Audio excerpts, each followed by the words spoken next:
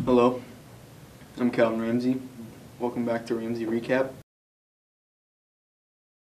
For those of you who do not know me, I'm an employee at Blockbuster. Today, we're going to talk about another one of my favorites, Reservoir Dogs.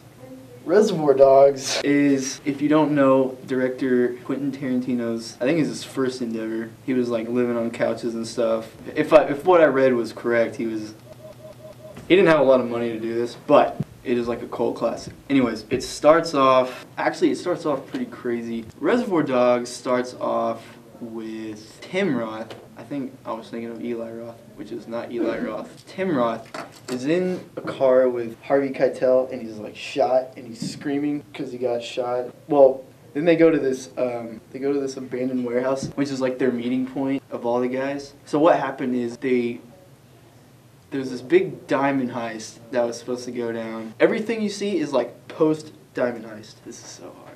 It's your second favorite movie. I know, it's just so hard to explain. The key guys you see in the first movie is Steve Buscemi, and he's been in tons of movies. You've seen it. If you saw him, you'd recognize him. He was actually Mr. Pink, because they all have code names, because they don't want to get close to each other. That's actually one of my favorite parts of the movie, but I can't say it because there's like a bad word in it. The main guy is giving everyone names. He's Mr. Black, Mr. White, Mr. Brown, Mr. Pink. Why are you giving me Mr. Pink? And then it just gets really bad right there, but it was fun. So anyways, you see like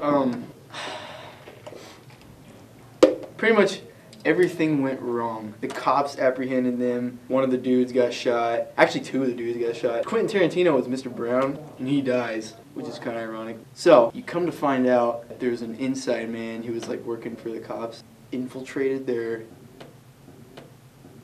group of diamond heisters, and tipped off the cops like he was, I don't know what I was trying to say.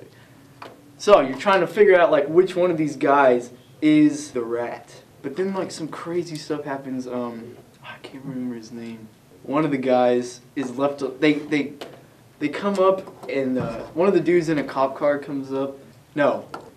One of the guys drives up and shows Steve Buscemi and Harvey Keitel that he captured a cop as a hostage. He's got the dude tie the hostage up in a chair, and they're like smacking him and stuff. But let me collect my thoughts. So they have to leave. They have to leave, right? And one of the guys has to save the cop.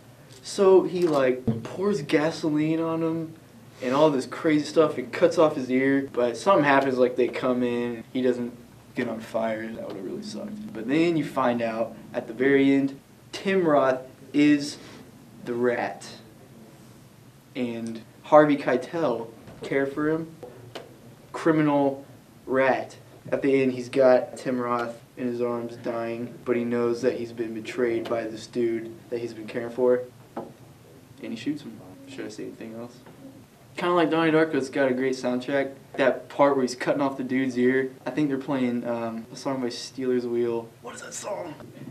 In the middle with you. That's what it is. Stuck in the middle with you or something like that. It's playing on the radio. He's like singing it and chopping the dude's ear off, which is really sketchy. It's just a good 90s movie. It's bloody. Don't let your parents know you're watching it, and don't watch it if you're under the age of 17.